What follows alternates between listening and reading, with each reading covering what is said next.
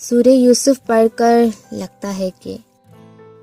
سگے حسد کر سکتے ہیں، اپنی ہلاکت میں ڈال سکتے ہیں، غیر نجات دلا سکتے ہیں، پارسا پر تہمت لگائی جا سکتی ہے،